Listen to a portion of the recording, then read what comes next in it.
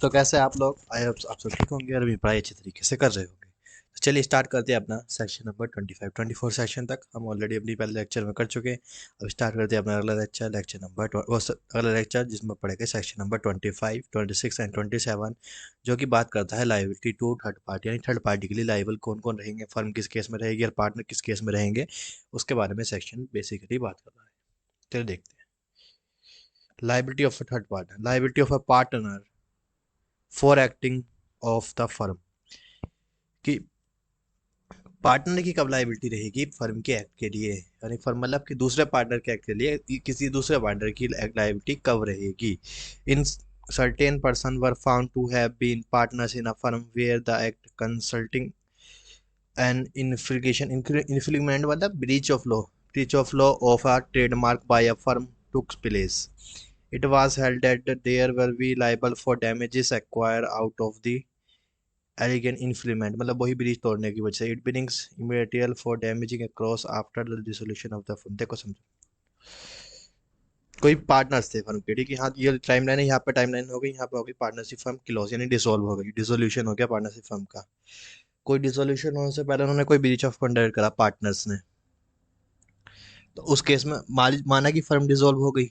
लेकिन जब एक्ट करा जब तो फर्म जिंदा थी, यानी कि जब तो फर्म थी, यानी कि उस टाइम तो वो एक्ट फर्म ने करा, जब तक वो डिसॉल्व नहीं हुई थी उस टाइम तक तो वो एक्ट फर्म ने करा। फर्म के करे हुए किसी भी एक्ट के लिए आने वाले टाइम में उसके पार्टनर जिम्मेदार रहेंगे, चाहे फर्म रहे चाहे ना रहे। ये है इसका लॉजिक। इनफिलिंग मतलब ब्रीच ऑफ लॉ।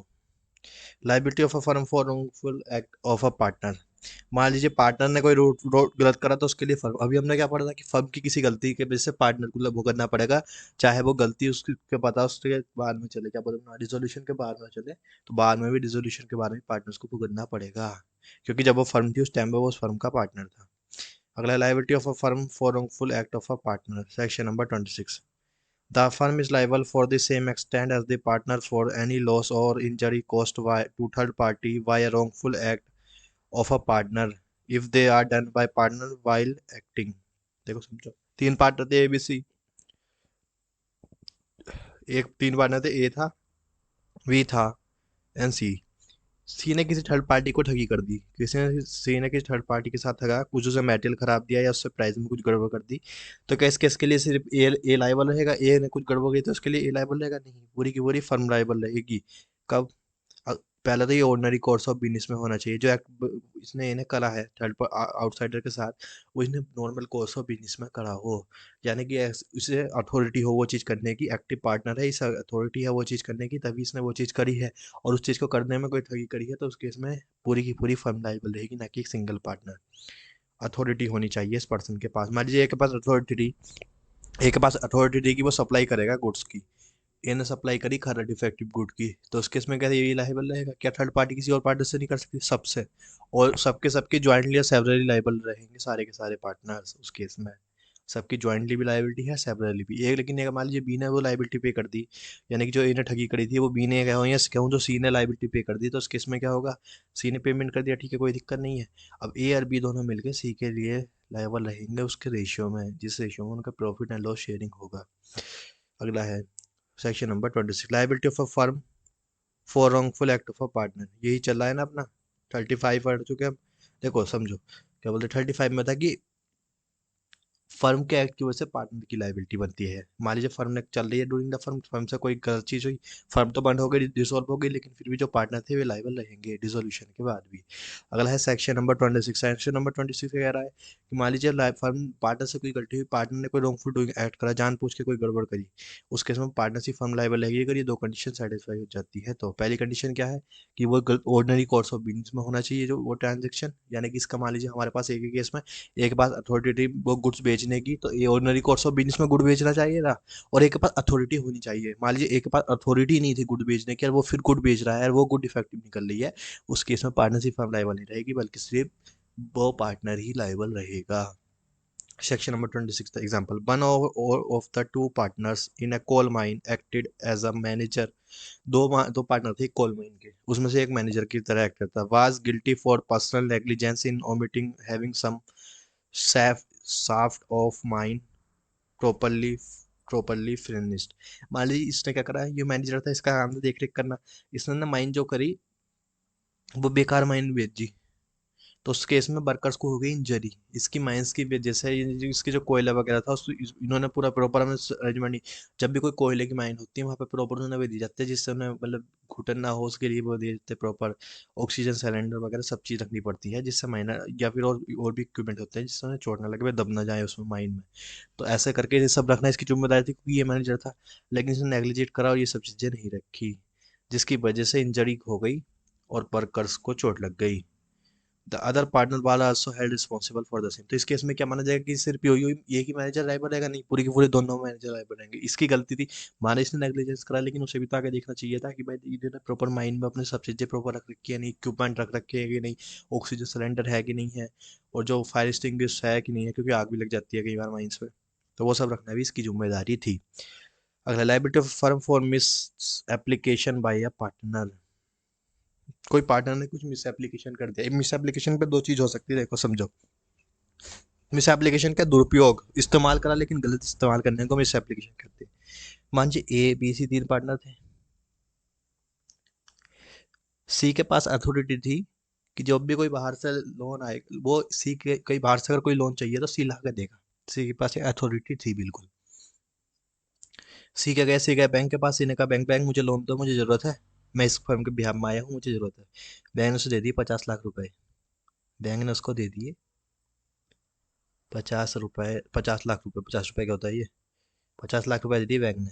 सी ने क्या करा, सी ने 50 लाख कहीं और खर्च कर दिए, मतलब बिजनेस पर्पज से नहीं करे, नॉन बिजनेस पर्पज से कर दिए, लेकिन ले जाके कर दिए इसने ही कहीं और खर्च कर दिया है। थोड़ा पोर्शन खर्च बिजनेस पर्पज में डाल दिया, थोड़ा अपना पर्सनल पर्पज में लगा दिया। उस केस में जो बैंकर को पे करने के लिए लाइबिलिटी रहेगी, या फिर बैंकर जो लाइबिलिटी मांगेगा, वो किसी सिर्फ सी से ही मांग सकता नहीं, वो पूरी फर्म से मांगेगा, क्योंकि सी ने फर्म के बिहाफ में फर्म को रिप्रेजेंट करा था। और क्योंकि सी ने फर्म को रिप्रेजेंट करा था, वो लाइबिलिटी भी पूरी पूरी फर्म की बनेगी, ना कि खाली सी की। तो वही कह रहा है। It may be observe that the working of two, ये किसका क्लोज है, is designed to bring out clarity is an important point of distinguish between two categories of misapplications। की देखो दो कैटेगरी होती है। पहला होता है liability of a firm for miss application by partner. देखो फर्म को लाइबल होना पड़ेगा अगर पार्टनर ने उसकी मिस एप्लीकेशन करी। इसका मैं आपको एग्जांपल दे चुका है, ये रही देखिए। पार्टनर ने मिस एप्लीकेशन करा, लाया फर्म के लिए था पैसे, लेकिन मिस एप्लीकेशन कर दिया, तो उस केस में क्या होगा, उस केस में की पूरी पूरी फर्म लाइबल होगी, ना कि कोई एक partner. The cases where a partner acted within the authority and due to his authority as a partner he received money। ये अथॉरिटी थी इसके पास, सी के पास अथॉरिटी थी कि वो कहीं से भी पैसा ला सकता था लोन के तौर पे, और उसने इस अथॉरिटी की वजह से ही कि पैसे लिए बैंक से। अगर बैंक के पे वो उस अथॉरिटी के डॉक्यूमेंट के बिना जाता तो शायद बैंक उसको पैसा ना देता, लेकिन उसने वो अथॉरिटी का डॉक्यूमेंट दिखाया, इसी की वजह से बैंक ने उसे पैसा दिया। इसी वजह से हम कह रहे हैं कि क्योंकि उसे इस कारण पैसा मिला क्योंकि वो ऑथोराइज्ड पार्टनर था इस केस में, इसीलिए उसको पैसा मिला। तो इसलिए अब क्योंकि मान लीजिए अगर वो डिफॉल्ट करता है तो उस केस में पूरी पूरी फर्म जिम्मेदार रहेगी, ना कि वो अकेला सिंगल पार्टनर। ही रिसीव मनी और property belong to a third party. अगर उसको कोई मनी या कोई प्रॉपर्टी ले रहा है वो थर्ड पार्टी से, हमारे केस में बैंकर है, बैंक थर्ड पार्टी है, उससे मनी ले रहा है। It is not necessary that the money should be actually come into the custody of the company। ये जरूरी नहीं कि कंपनी के पास आए। ये वाली जिसने बैंक से जाके ले लिया 50 लाख, कंपनी में 1 लाख रुपए अभी नहीं दे, सारे का सारा कहीं और इस्तेमाल कर लिया अपने पर्सनल पर्पस में, तो बैंक उसकी गल्ला कस्टडी, गल्ला समझते हो ना, ये रहा देखो, ये रहा गल्ला, ये गल्ले में ये रहा खाचा, और ये रहा खाचा, और ये रहा ताला। में मान लो ये गल्ला है उसका, किसका, फर्म का, कि फर्म के गल्ले में पैसे ला के डालने की जरूरत नहीं है। अगर इसने उस पैसों को बैंक से लेकर कहीं और डाल के अपने अपने खुद के बैंक अकाउंट में डाल दिया, या कहीं अपने घर पर रख लिया, कहीं भी रखा, उस केस में भी लाइबल रहेगी फर्म। क्यों लाइबल हो रही है, क्योंकि फर्म ने इस बंदे को ऑथराइज कर रखा है, और ऑथराइज कर रखा है इसी वजह से बैंक ने इसको पैसे दिए हैं। तो पहला केस तो ये था कि जब एक बंदे को ऑथराइज कर रखा हो, उसे उस ऑथेंटिकेशन की बेस पर पैसा या प्रॉपर्टी मिलता है, और वो पैसा या प्रॉपर्टी वो बिजनेस में ना ला के अपने पर्सनल यूज में ले जा रहा है, चाहे तो सारा अमाउंट, चाहे तो हाफ या कोई सा भी प्रोपोर्शन हो सकता है। उस केस में सारे के सारे अमाउंट के लिए कौन लाइबल रहेगी, फर्म लाइबल रहेगी। दूसरा केस बनता है इसका। अब इसका उल्टा कर दीजिए आप। उसका उल्टा क्या मतलब, मानी की प्रॉपर्टी आ चुकी थी फर्म के पास, और अब फर्म ने मिस यूज करा, देखना। On the other hand the provision of clause B, ये था क्लोज ए क्या कहता, आप क्लोज याद ना हो तो कोई बात नहीं, आपको टेंशन लेना, सेक्शन 27 याद रख लीजिए, वही बड़ी बात है। लेकिन मान लीजिए क्लोज याद अगर करना भी चाहे तो क्लोज सेक्शन 27 का क्लोज ए ने ये कहा था कि जब कोई पार्टनर जो ऑथराइज है, जिसे उस ऑथोरिटी के बेस पर अगर कोई प्रॉपर्टी या एसेट मिलती है और वो उस प्रॉपर्टी या एसेट का कोई मिस एप्लीकेशन करता है, यानी कि उसका पर्सनल यूज़ कर लेता है या कोई और यूज़ करता है, चाहे वो पूरे का पूरा अमाउंट कर ले या किसी कुछ भी पोर्शन का, उस केस में सारे के सारे अमाउंट के लिए फर्म लाइबल रहती है। Clause B on the second hand, clause B would be attached when such money or property has come into the custody of firm and it is misused by any partners, the firm would be liable for the in the both case. दूसरे case में समझिए, इन दो case में सिर्फ थोड़ा फर्क है, आप समझिए। पहला केस हो चुका, मैं इसे रब कर रहा हूँ। पहला केस एक बार और देख लीजिए, 3 पार्टनर थे ABC, सी के पास अथॉरिटी पैसा लाने की कहीं से बाहर से, सी गया बैंक के पास, सीने कहा मुझे 50 लाख रुपए दो, 50 लाख रुपए बैंक ने दे दिए, सी 1 रुपया अभी यहाँ पे नहीं लाया, सी ने 1 रुपया भी यहाँ कस्टडी में इनके इसके गले में नहीं डाला, किसके बिजनेस के गले में 1 रुपया नहीं डाला, ये डाला तो कम पैसा डाला, तो उस केस में क्या होगा, उस केस में फर्म पूरे के पूरे चीज के लायबल रहेगी। अब दूसरा केस समझिए, दूसरे केस में सी ईमानदार है, दूसरे केस में सी ईमानदार, एक सेकंड ये पूरा रब कर दिया है, चलो कोई नहीं। प्लीज़ आप लाइक कमेंट सब्सक्राइब शेयर करा करिए ताकि मुझे मोटिवेशन मिलता रहे। चलिए देखते हैं।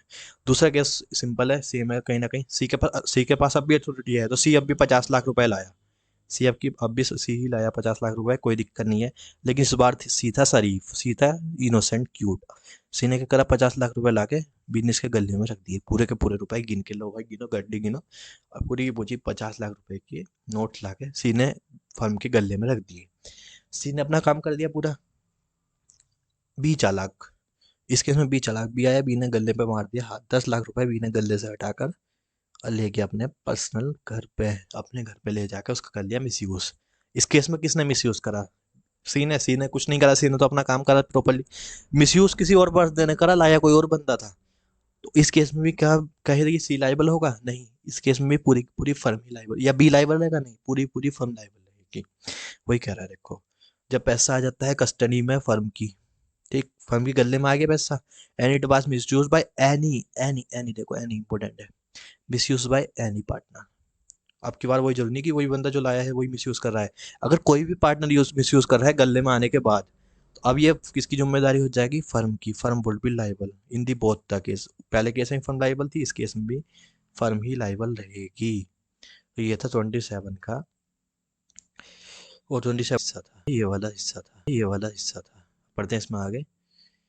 If the receipt of money by one partner is not within the scope of his appointed cannot, his receipt cannot be regarded as the will not be liable। देखो will not be liable, देखो will not be liable, देखो will not be liable, देखो simple है, मान लो logical चीज है यार, समझो लॉजिकल चीज प्रॉपर्ली, कोई दिक्कत नहीं। ABC दिन 3 पार्टनर थे, मान लीजिए अगर सी के पास ये अथॉरिटी नहीं होती, किसी चाहकर भी नहीं ला सकता था पैसे, सी को ये कागज ही नहीं दिया, उस केस में सी बैंक से ले रहा है, तो वो बैंकर की गलती है कि फर्म की गलती है, ये बताओ। बैंकर को ये देखना चाहिए था, बैंकर की रिस्पॉन्सिबिलिटी, बैंकर कहता सर आप मुझे वो डॉक्यूमेंट दिखा दीजिए जिस डॉक्यूमेंट में आपको फर्म ने ऑथराइज करा है कि आप बैंक फर्म के बिहाफ में पैसा ले सकते हो, आप डेट दिखा दीजिए, डेट में लिखा होगा ये चीज, या फिर अलग से आपके पास कोई डॉक्यूमेंट है तो आप वो दिखा दीजिए। ये बैंकर की जिम्मेदारी थी। मान लीजिए कोई एक ऐसा बंदा नहीं, मान लीजिए ए के पास तो कोई अथॉरिटी नहीं थी, या कहूँ तो बी के पास तो कोई बिल्कुल था ही नहीं ना कुछ, बी जाके बैंकर से ले रहा है, तो बैंकर की लापरवाही है ना, बिना देखे दे रहा है। अब बी बैंकर अगर बी को दे रहा है पैसा फर्म के नाम पे, जबकि बैंकर को ये देखना चाहिए था कि डीड में यार उसका नाम है या नहीं है, तो उस केस में किसकी गलती है, फर्म की कि बैंकर की, बैंकर की ना। तो इसके लिए कहा गया कि बाकी पार्टनर्स लाइबल नहीं है, क्योंकि फर्म की गलती नहीं तो फर्म लाइबल नहीं, सिर्फ वही पार्टनर लाइबल रहेगा जो पैसा लाएगा। ये होता है इसका केस, क्योंकि उसकी अथॉरिटी के बाहर था बी की। अब बात करते हैं अपना section number 29, right of transferee of a partner. देखो समझो क्या, दो चीज समझो, थोड़ा ट्रांसफरर, एक है ट्रांसफरर एंड ट्रांसफरी, क्या होता है दोनों, मतलब ट्रांसफर मतलब जो बंदा कुछ चीज ट्रांसफर करता है। मान लीजिए आप मेरे को 10 लाख रुपए का चेक दे रहे हैं, तो या फिर कहें आप मेरे को 10 लाख रुपए ट्रांसफर कर रहे हैं, तो उस केस में कौन आप क्या हो गए, आप हो गए transferor. Who gives, gives important है, जो गिफ्ट देता है वो है ट्रांसफरर, और जो टेक करता है वो है ट्रांसफरी, टेक्स, ठीक। ये चीज ध्यान रखना बस, जो देता है वो है ट्रांसफरर और जो लेता है वो है ट्रांसफरी, यानी कि जो ट्रांसफर कर रहा है वो है ट्रांसफरर, और जो ट्रांसफर को रिसीव कर रहा है, ट्रांसफर करी गई चीज को रिसीव करेगा, वो होगा हमारा ट्रांसफरी। पढ़ते हैं सिंपली वे में, कोई नहीं।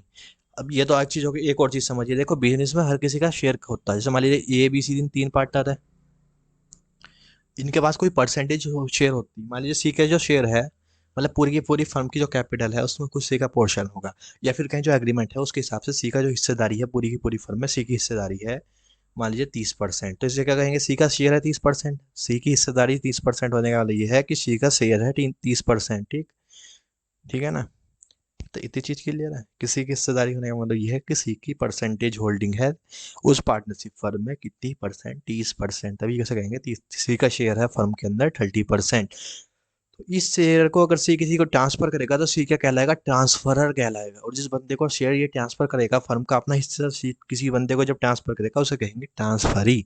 तो जब कोई पार्टनर अपने हिस्से का कोई शेयर किसी दूसरे बंदे को ट्रांसफर करता है, इस केस में जो बंदा ट्रांसफर करता है जो पार्टनर, उसे कहते हैं ट्रांसफरर पार्टनर, और जिस बंदे को करा जाता है उसे कहते हैं ट्रांसफरी। अब पढ़िए टाइटल दोबारा, right of transferee of a partner of interest, partner interest, यानी कि एक ऐसा बंदा जिसने पार्टनर का किसी फर्म के किसी पार्टनर का हिस्सा अपने पे खरीदा है, यानी कि उसके हिस्से के ट्रांसफर को एक्सेप्ट करा है, उस केस में उसके पास क्या क्या अधिकार आएंगे, उस बंदे को क्या क्या अधिकार मिलेंगे। ज्यादातर आप यही मानिए कि वही अधिकार मिलते हैं जो एक कुछ अधिकार को छोड़ के सिमिलर वही अधिकार है जो पार्टनर के है, उसे उस पार्टनर के शूज में ही डाल दिया जाता है। देखना भी, just a minute.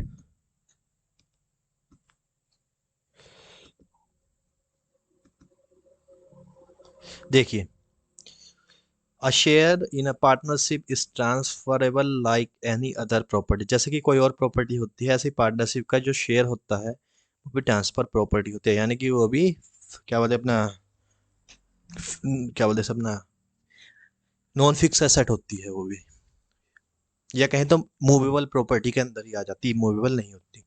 But as the partnership relation is based on mutual confidence, the excessi of a partner's interest by sale, mortgage, or otherwise cannot enjoy